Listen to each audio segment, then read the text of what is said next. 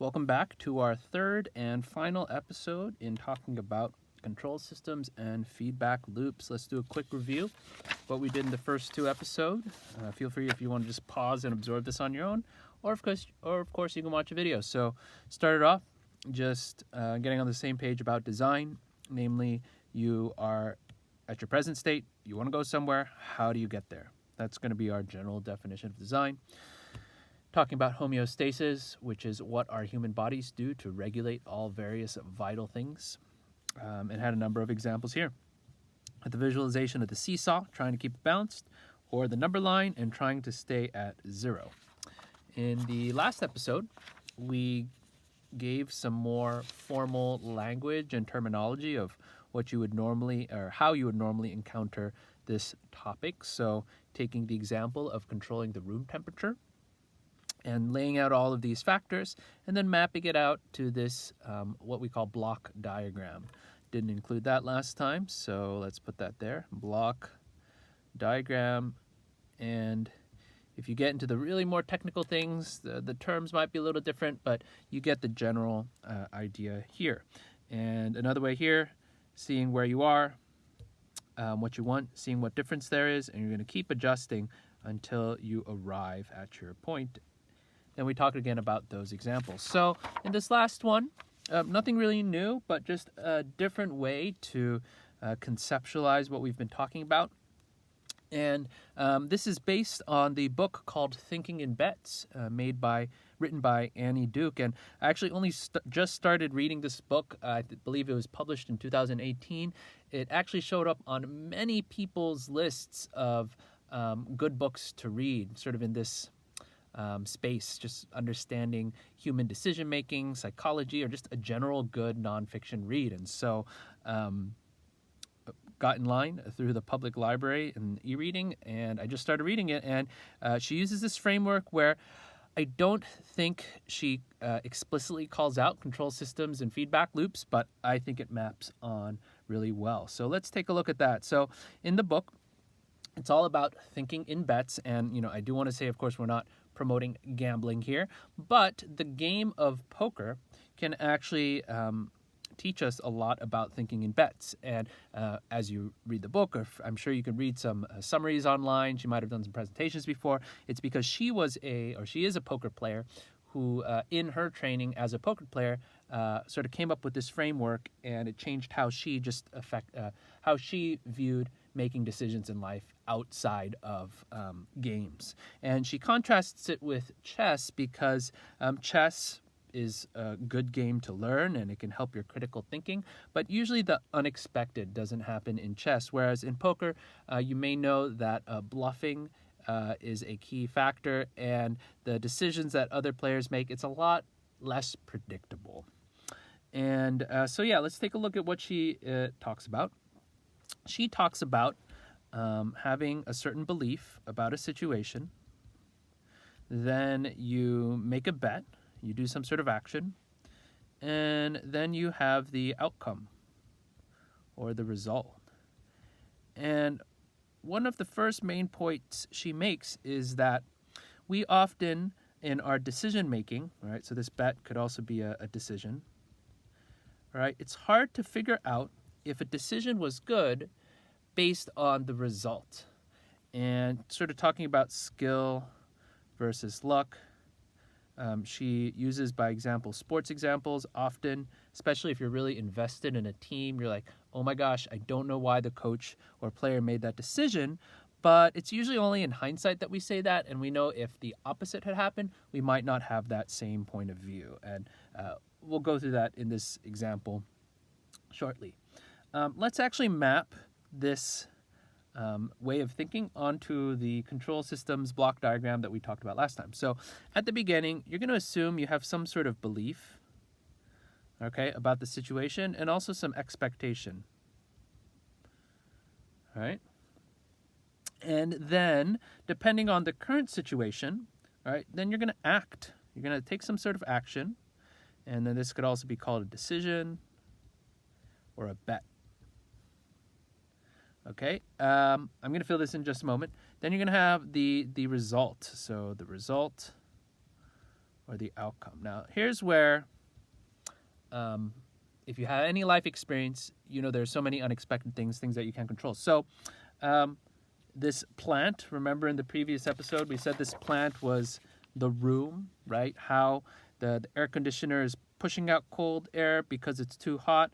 You're not cool enough yet.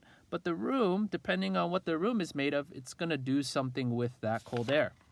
Now, modeling life decisions, it's a really hard thing to do, but just go with me here.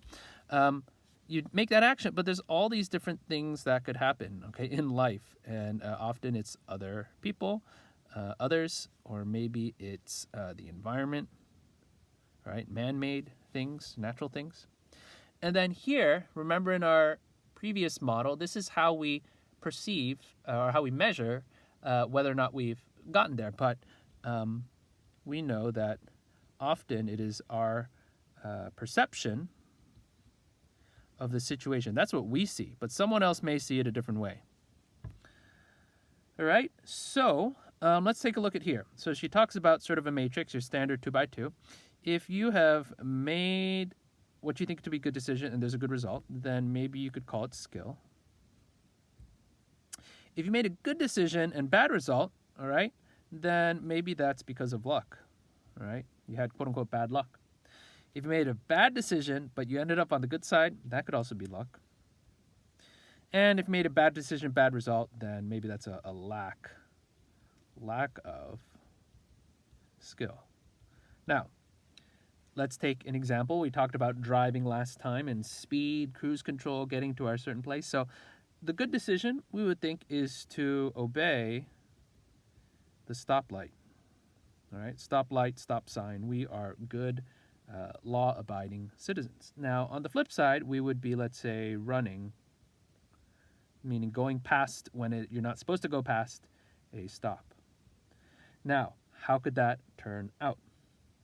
Well, for the positive, what would be a good result? No accident. And a negative result would be an accident. So, if you are always obeying the stoplight and there are no accidents, then that could be a bit of skill, right? Due in part. It's never solely one way or the other. However, if you obey the stoplight all the time and yet you still get into an accident, maybe it wasn't your fault, or it probably wasn't your fault. So that would be luck and others. And so you can sort of see a pattern here. If you keep running the stoplight and disobeying things, all right, and you just never get into an accident or you never get pulled over, all right, that is going to be a lot of luck. And then, of course, sort of the negative here, you run a stop, you are the cause of the accident, then really that's a lack of skill. So, again, this is just a different way to conceptualize it, and in the book, I don't believe she maps it explicitly to this, but because this topic was on my mind, I figured it would be a nice thing to just sort of conceptualize here. And I have written up here frustration because there's a quote that says, frustration is just unmet expectations. So with our model here, you are expecting, you are desiring, you have a certain goal up front.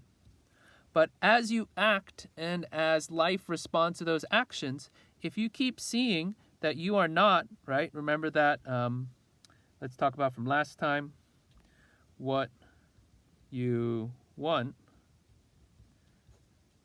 minus where you are, or what you get, I guess, but where you are. All right, this is an expectation. And I guess this is reality, different way to put it. If what you're expecting is always really far off, maybe we should change our expectations. All right, so again, this was just a nice connection that I made. I don't want to speak for the author. Feel free to check out that work.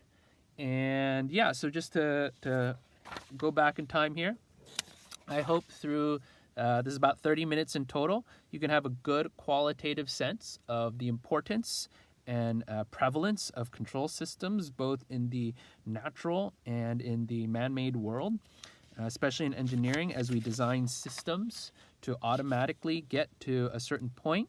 It's very important to understand these concepts. Now, Traditionally, when you look things up, they're going to dive right into the nitty-gritty technical pieces. And so now that you have this introductory understanding, feel free to research stuff out there. I will warn you that often it does get quite technical and it requires some advanced math. That's not to deter you.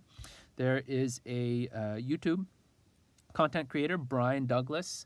He has lots of really good videos that start off in this qualitative world and then dive into the how would you actually implement this as a programmer or an engineer. Well, thanks for your time. This is control systems actually was one of my favorite topics in learning mechanical engineering, so I hope you have some more insight into how systems in our world work and just a way to conceptualize actions, reactions, results, and expectations. Thanks for listening, and we'll see you in the next series.